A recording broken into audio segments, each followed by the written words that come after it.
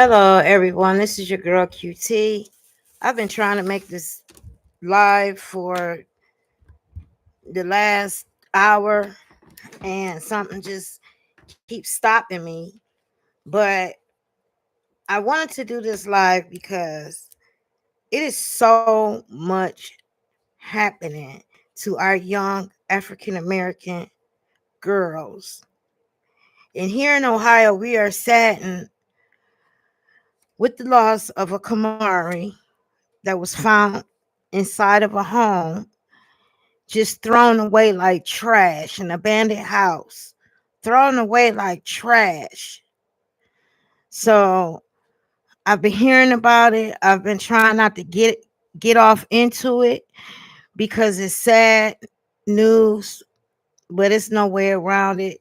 So I'm inviting you guys to come with me to look into what's going on, and you know, let's look at this thing together.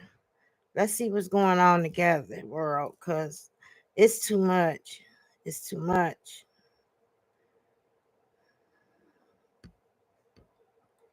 We are going to they're talking about, and we're gonna go from there.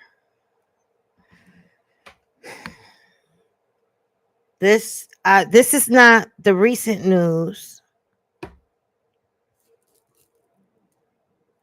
This is not. Oh no, this is not the recent news as of right now.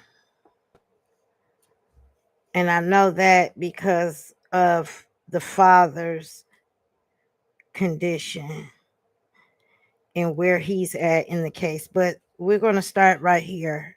TOL 11 plus, we have breaking news we want to alert you to right now. The family of a missing teenage girl tell WTOL 11 police have found her body. TPD confirming to us this afternoon a body has been found, but they aren't sharing the identity at this time. Our Silver Barker joins us live from where police are searching. Silver, what can you tell us? Right now we're here on the scenes where a body has been found in the house behind me on Miami Street. Toledo police tell us it is in relation to 13-year-old Keimani Latigue, who's been missing since March 18th. Now, police have not yet confirmed with us whether the body is the little girl, but family members we talked to earlier have told us it is. Lots of Keimani's family and people have shown up from the community. We heard from Keimani's mother, Tiara Caston, who says she hasn't been told anything. Now, right now, there is an arrest warrant out for Keimani's father, Darnell Jones. He is wanted for a third-degree felony of abduction in relation to Keimani. At this time, police have not given us any updates besides what was previously reported. Look at that baby. Look at that baby. I just want to know if it's my baby. They still not telling me nothing. It takes nothing. It's nothing to take a picture. It's nothing to, you know what I'm saying, let me know when the coroner's bringing her out so I can see if that's indeed my baby. Y'all not saying nothing. And y'all can tell if it's a grown woman or if it's a little kid. My daughter tall, but she still has the body of a child. You know the difference. So what are they telling you? They're not telling me nothing. They ain't told me nothing. Not a word. Then they talking about it might be days before I be able to identify my child. Like, no.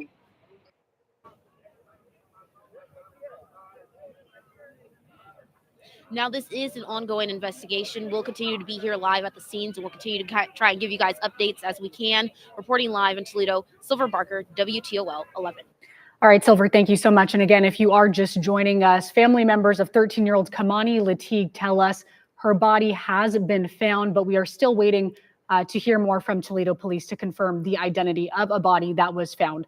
Court records show there's an arrest warrant out for Keimani's dad, 33-year-old Darnell Jones. Toledo police tell us that warrant is related to Keimani's disappearance. Police say Jones, who also uses the last name Ogletree, is Keimani's biological father. According to court documents, he's wanted for abduction. The report also mentions he was the last person with Keimani before she went missing last week. It also lists that Jones gave officers inconsistent statements about his activity with Keimani and their whereabouts. We'll continue to bring you the latest on this story on air and online. Our next full report will be at 4 o'clock later today. Until then, thanks for joining us here on WTOL 11+. That's crazy. That's crazy. Let me see.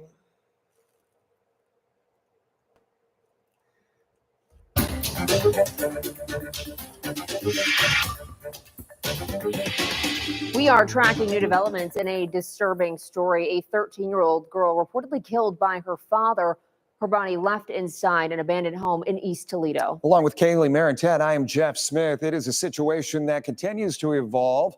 Toledo police issuing an alert that Keimani Latigue was missing 1 week ago. 6 days later, TPD finds her body, and now new information on how Keimani died and where the man who police say killed her is right now. Here's what we've learned in the last few hours. Police say a SWAT team found Keimani's dad, Darnell Jones, in Columbus. There was reportedly an altercation and officers shot Jones. Officials say they recovered a gun and Jones is expected to survive. Lucas County Coroner's office also releasing Keimani's cause of death. An autopsy showed that she died from multiple wounds to the neck, and the coroner ruled her death a homicide. Late this afternoon, Keimani's grandmother spoke exclusively with WTOL 11. We have that full interview in just a moment.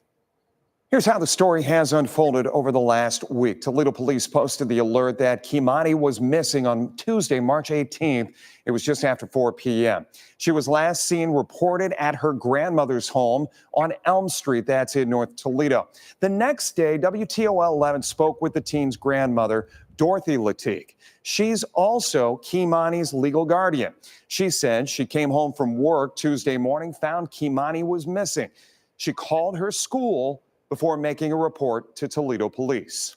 By Friday, family, friends, and even strangers came out to North Toledo to search for Keimani. Her mother, Tiara Caston, was there from Cleveland. Keimani's dad, Darnell Jones, would be charged with abduction on Sunday, March 23rd. Court documents showed he was the last person with her before she went missing. And then on Monday, March 24th, police found a body inside a home on Miami Street in East Toledo. The Lucas County Coroner's office would later identify the remains as those of the 13-year-old Keimani Latigue. Her time of death posted at 12:19 p.m. We have team coverage tracking all of the angles and developments in this investigation, from an exclusive interview with Keimani's grandmother to her school, her life, and her death. Plus, Andre Norrell spoke with members of Toledo City Council about what they plan to do next. And Steve Iwanek is with family and community members gathered to make sure Keimani's memory lives on. We start first with the new information out of Columbus. Police there say officers from a team shot Keimani's dad, Darnell Jones, just before noon. A spokesperson for the Columbus Police Department did not identify Jones initially, but has since named him as the suspect that officers encountered Tuesday morning. One of our SWAT teams was working a dangerous individual who was wanted for a serious crime.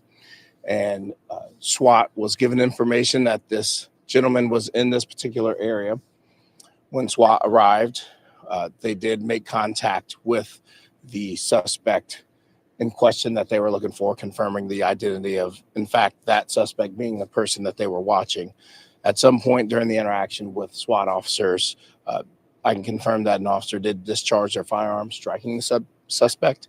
The suspect was transported to a local hospital. That suspect is currently in stable condition. Thankfully, no officers were injured. No one in the public was injured, but it's important to know, obviously, given this is an unusual area where we do not see a lot of crime, we just want to reassure the public that this is a safe, contained situation and there is no longer a threat to the public. Were any guns recovered off of the suspect? I can confirm that there was a firearm recovered from the scene that obviously was not the police firearm. So like I said, it's still early. We're working through that, but I can confirm we did recover a firearm. Do we know what the suspect was doing in this area?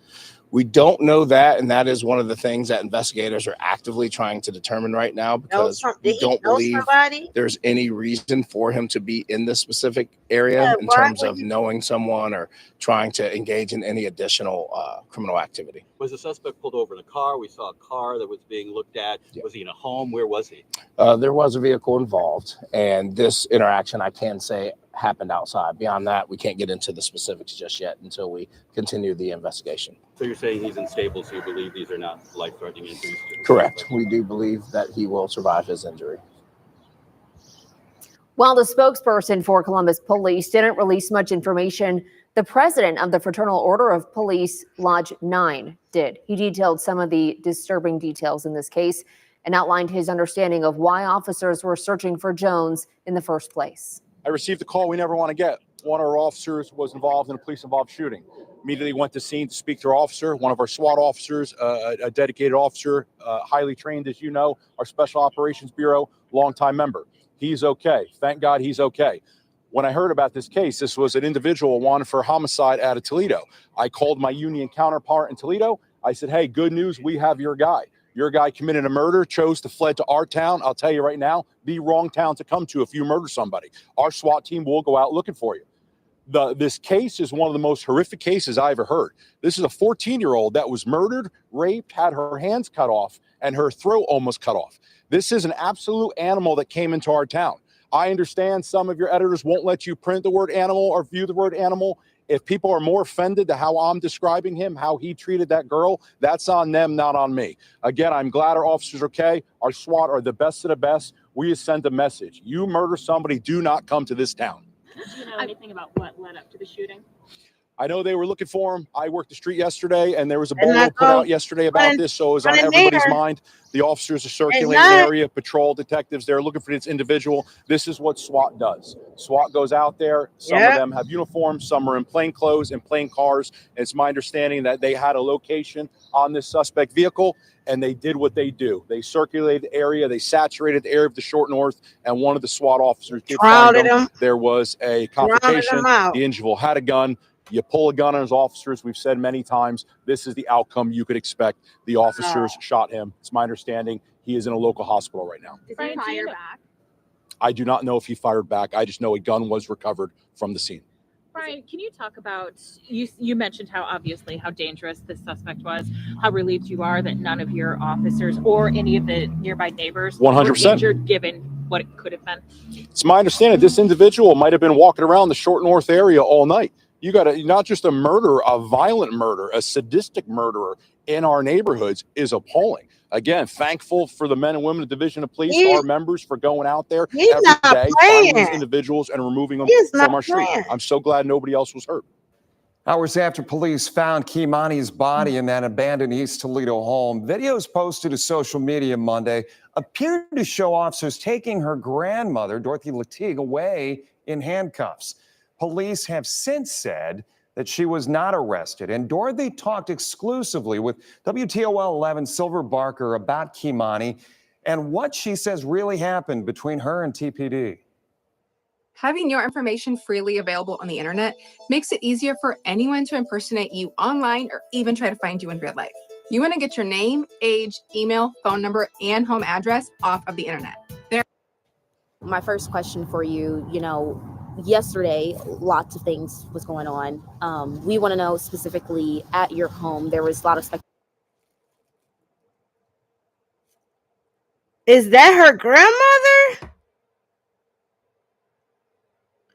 Wow, I've never seen the grandmother. I've seen pictures of the father, the dad. So this must be the mother's mother, the little girl's mother. That must be her mother because she's the grandmother. Wow. Speculation online that you were being arrested, but when we checked with police, that was not the case. So can you further clarify on exactly what did happen yesterday at your home? Well, I was called and told that there was a mob of people in front of my house. They were angry. It was more or less the people that were here earlier waiting to see if it was Keimani that was in the home. And basically some people from the neighborhood had contacted me and said that there was a mob in front of my house and they were talking about what they were going to do to me once I came home.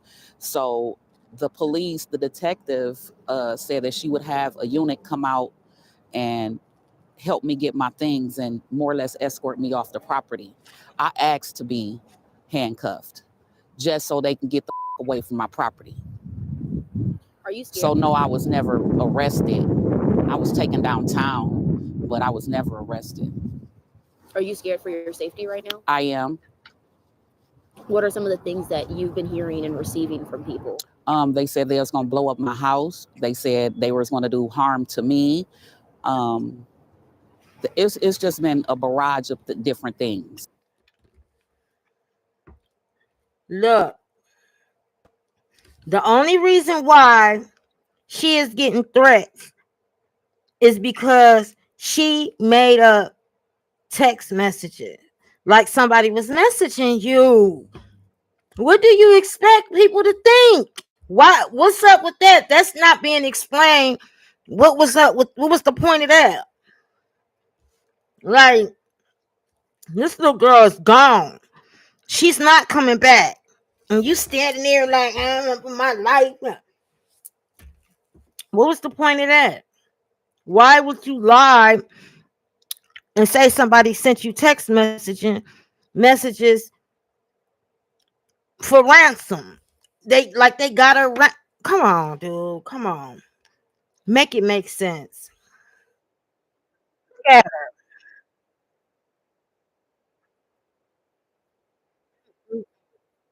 Yeah. You were the guardian of Keimani, correct? I am the legal guardian of Keimani.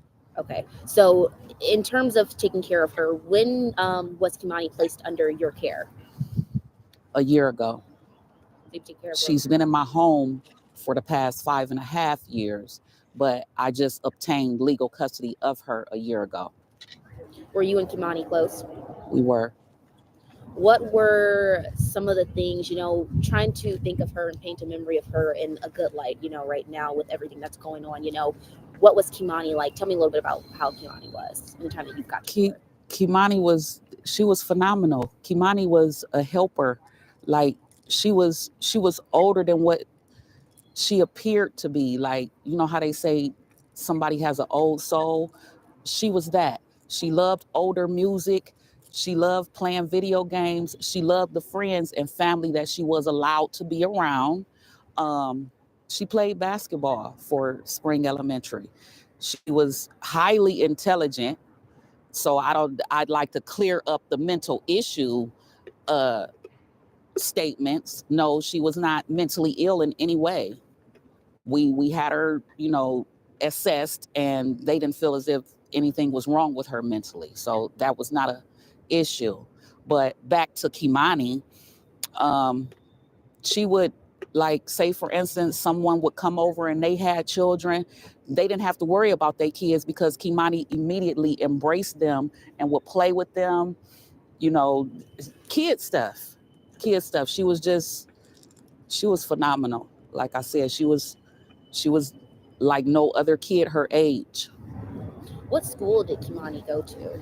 She went to Spring Elementary. And we were told that at that time she was doing good in school as well too, correct? She was. She had brought her grade point average up from a 3.4 to a 3.9. And actually they were going to have an award ceremony for the basketball players today at 5:30. But when I divulged to them that she had passed, they've rescheduled it. She was going to receive her trophy for being, on the team and stuff. And she has a birthday that's coming up. Her birthday is Friday. And she would have been turning 14. She would have been 14. Did you have any plans for her birthday? We were going to have her a large birthday party because it would have been her first birthday where, once again, all of my children were together and could participate in the party. Her mom was supposed to come and everything. So I asked her early on, what type of party do you want? She said she wanted a basketball themed party. So that's what I bought, things that revolved around her playing basketball. I'm still receiving stuff in the mail for that. So there's been some confusion now in terms of when it comes to family, you know, who's her biological father, who is her biological mother, and then also was she in the foster care system? Can you clear up a little bit of all of that? You know, when Keimani was placed in your care, you know, when is the LCCS? Who exactly did she come from, and how did she? She came from her other legal guardian. I choose not to state her name, but she came from her other legal guardian because the other legal guardian and I were best friends.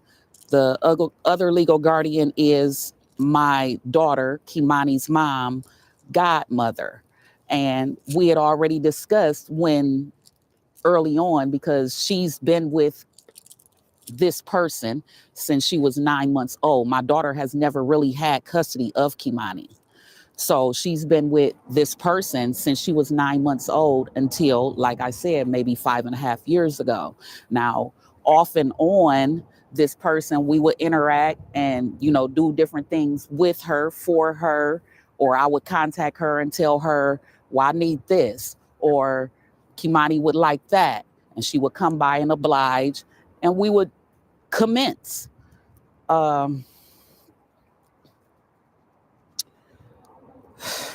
It's just too much. Earlier you mentioned when you were talking about what Keimani was like, you know, you had mentioned that when family members did come over, who were allowed around her. Can you expand on that? Is there family members that weren't allowed around her? No, it's just not very many that came around. And those that did, you know, she acted, as far as I'm concerned, she acted accordingly. She embraced all children, bad or good.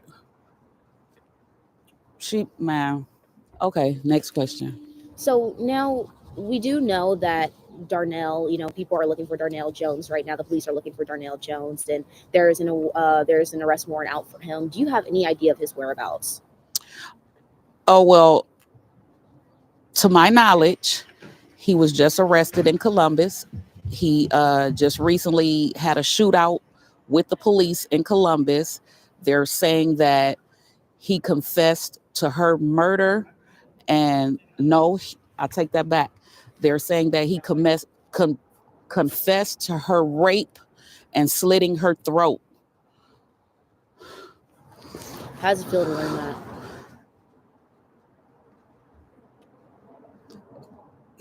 I can't even say.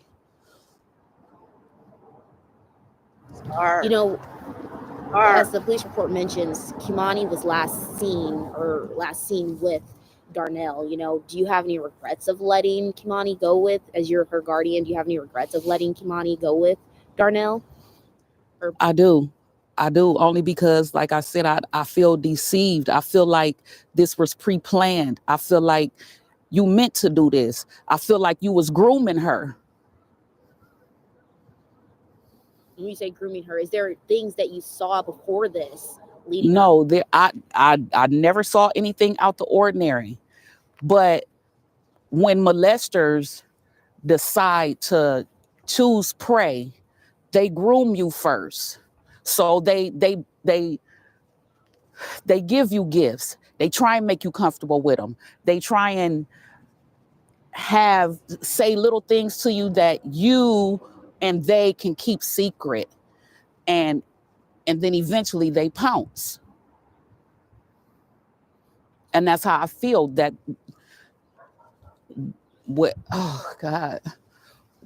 how all of this is played out, I feel that's what happened. She was a virgin. She didn't like boys. There's also comments, and we're just trying to address those and get those addressed. But there's comments online and speculation again that, you know, Keimani, her home situation, she was abused. What do you have to say to that? Okay, abuse in whose eyes? Because she was not abused. Yes, she was chastised whenever she was wrong or did things wrong. Other than that, she was not abused. She was not just whooped for no reason or just because I felt like it. I've went through this twice because the school system had contacted CS. I I I I heard that it was a lot of men going in and out of the grandmother's house. I also heard that that wasn't her biological father. So I heard allegedly. I don't know. This is what I heard.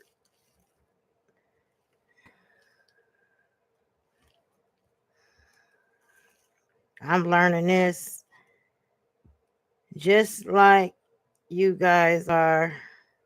If you don't already know, this is too much. It's too much.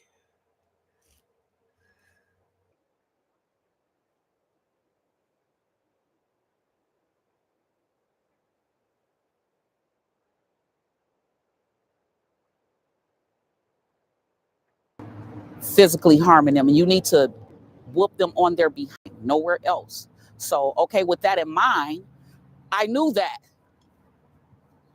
So she didn't have like bruises all over. How long ago was that when they came into your home? I would say the latest, it was approximately 7 months ago. And so you say the latest. So was it a few times that they came into your It home? was twice total. So twice total that they came into your home. Okay. And it was all for just like you mentioned, what you just said. Earlier, Yes. explaining. Yes. Okay. Now, in terms of, this whole situation, so you were not arrested, correct? And that's Correct. what, a lot of people seem to think as they saw you going out in custody. That's what you asked for, correct? Yes. That was our Silver Barker there. Keimani's family came out of town to search for her. Now they say they're planning a funeral instead. Silver Barker spoke with Keimani's aunt about the relationship and the things she says she regrets. I noticed that you have a really crisp voice and the way you articulate things is really nice. How can you make sure that when the I'm Dorothy's second oldest daughter. I'm Keimani's aunt. My name is Sanika. I live in Indianapolis. All this that is going on is devastating. You wouldn't think that, you see it happen around the world, but when it hits close to your heart, you really just be thinking like, did I do something wrong? Did I fail her? She didn't have the life to live that we have got to grow and live. She was only 13.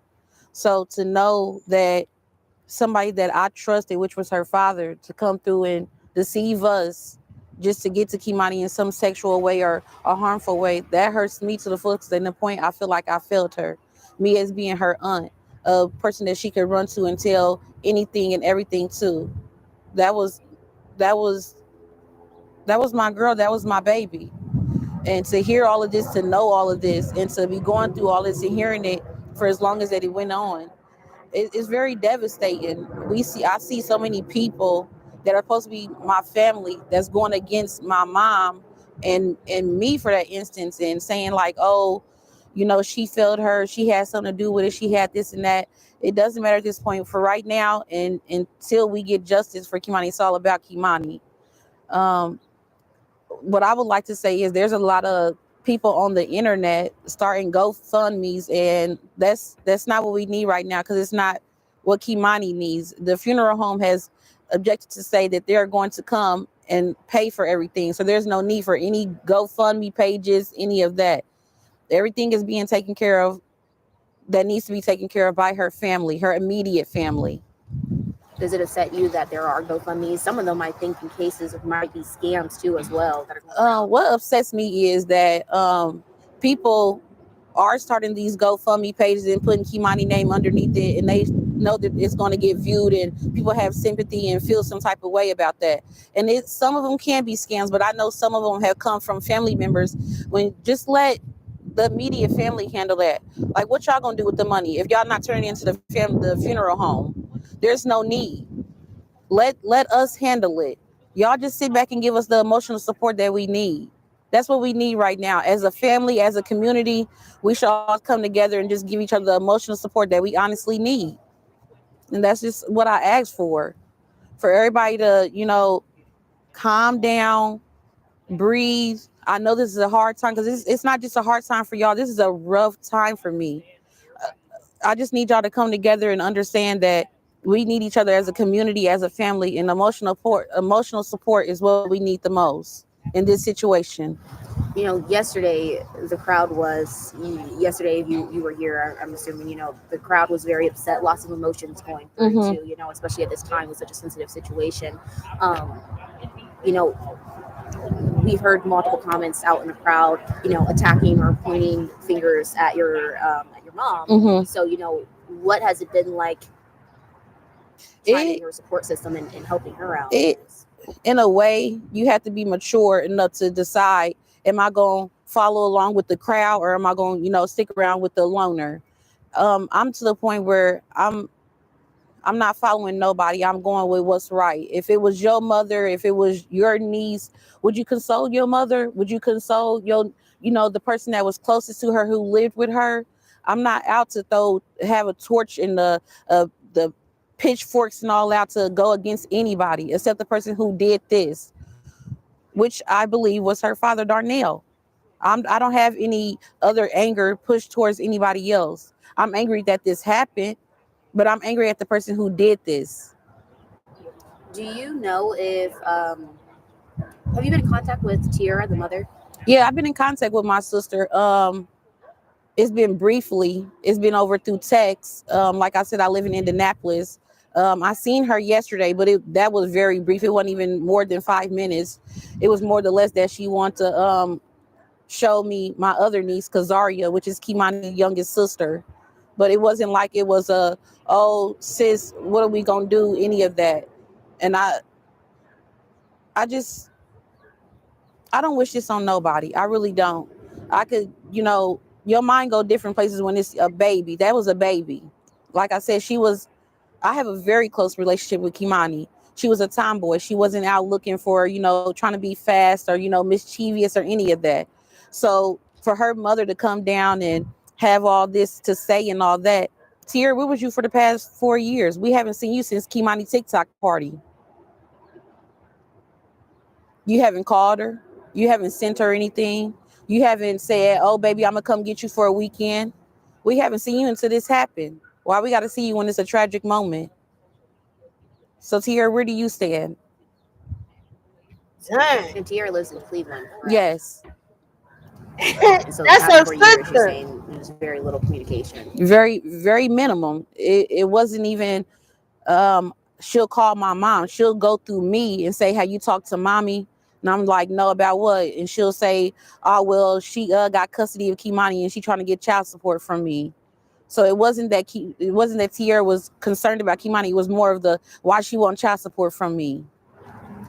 What is the relationship between your mother and your sister, Tiara? It's very distant. They had their words. They fought. Keimani mother has a godmother that Keimani was with before my mom got her. And there was no communication then from Tiara. I feel like Tiara just let her go. Because any mother would be on her toes to get her children back. That wasn't the case here.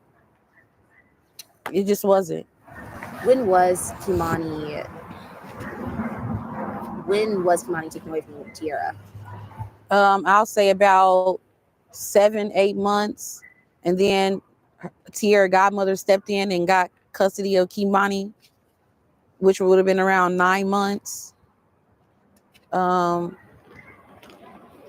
Yeah, and Keimani had been with that lady from 9 months all the way up until about, I say 5.5 years ago. So it wasn't like Tiara was actually in the picture, saying, hey, maybe I can start getting myself together to get my child back so nobody else can get her. You ever worried for Keimani's safety with any of the family members or anyone? I wouldn't say I was worried because I was here. I was here every winter break, spring break, holidays, birthdays. I was here for Keimani. Yes, you come and you enjoy time with your family, but I was here for my niece. I also brought my youngest sister and her two kids from Indianapolis to be here for Keimani because we've been in the system before. So I know how it feels to feel like, dang, I'm at somebody's house or not feeling not wanted. This, this is a lot. Like, she boo booed on the on her sister. She just boo booed all on her. Like, so I got let me see. I got this clip. I don't know what this is, but these people clowning. These children may be scared to talk to the parents about things that's going on or what may be going on because they feel like they may get in trouble. But make it known that to your kids that you can talk to me. Make it very open. You can talk to me about any and everything. You don't have to worry about anything. Created such a passion within you. At the home where Keimani was found Monday, Steve Iwanek shares their story. Talk to me about why this has created such a passion within you and what you want to see happen in the future for people who may be in a situation that Keimani may or may not have been going on because they through a situation. Our community is grieving alongside Keimani's family right now. Many at a vigil at the home where Keimani was found Monday. Steve Iwanek shares their story. Talk to me about why this has created such a passion within you and what you want to see happen in the future for people who may be going through a situation that Keimani may or may not have been going through in her own life. The reason why I have so much passion for this, I guess it was my upbringing. It started with my grandmother. She was always telling us, if you do the right things, then you don't have to worry about anything. If you walk right, then you don't have to worry about anything. And having that upbringing, I was brought up in church. You know what I'm saying? I was not the kid that was not spared the rod. I was given the rod, okay? So I understand what discipline was all about. And I think for me is to show the love, give back to my community in a time like this because you don't want to see it happen to another child. This 13-year-old girl now, some people say she has found peace. I can't say that on behalf of her family. I'm just what I've read online. What do you say to Keimani right now as I'll take it through my perspective of faith. She's looking down now. What do you think she is saying to her community and her family? Keimani was never ours. She was just loaned to us. She was a vessel in a shell. She's at peace. No more hurt, no more pain, no more going through nothing. She know her Father, heavenly above, has her. Keimani was a 7th grader at Spring Elementary. Now her school is in mourning. Now, Michael Sandlin went to TPS to find out how the district is helping students there process her death. Jeff, today counselors and therapy dogs were brought in to help the students and teachers deal with grief. But one student tells me that didn't stop the tears from flowing. I met 7th grader Imani Fisher outside of her school holding up a sign paying tribute to her fallen classmate. With permission from her mother, Imani told me about how sweet of a girl Keimani was. While Keimani came from a troubled background, in and out of 5 schools before coming to Spring, both school leaders and Imani tell me she really flourished at Spring. She developed a reputation for being smart and kind and would help Imani with her schoolwork when she didn't understand it. She also loved basketball and played with the other kids whenever she could. Now, with the news of her passing spread across the school, Imani and her younger brother Keegan tell me the energy in the classroom was very different this morning. I've seen some people crying and stuff, a lot of people crying. Sad and very quiet. I noticed that you made the sign. Why did you decide to make the sign for her? So everyone can remember of her. How do you hope people remember her by? About how kind she was. Keimani was set to get a kindness award from the school later this week. Her birthday was also this week. She would have been 14 years old. In studio, I'm Michael San on WTOL 11. We talked previous. Crazy. I just hope the family can come together and, get through this time, and as well as the community, because it seemed like she was a very loved young lady. I don't know if the rumors are true as far as her being SA'd and, the family, But like the lady said, she's at peace now. You know, she's with God now. So it's just sad though. But I wanted to jump on here and watch this with you guys. So I hope everyone have a blessed night, my blessings, and everyone sleep well. Be sure to lock your doors. Peace.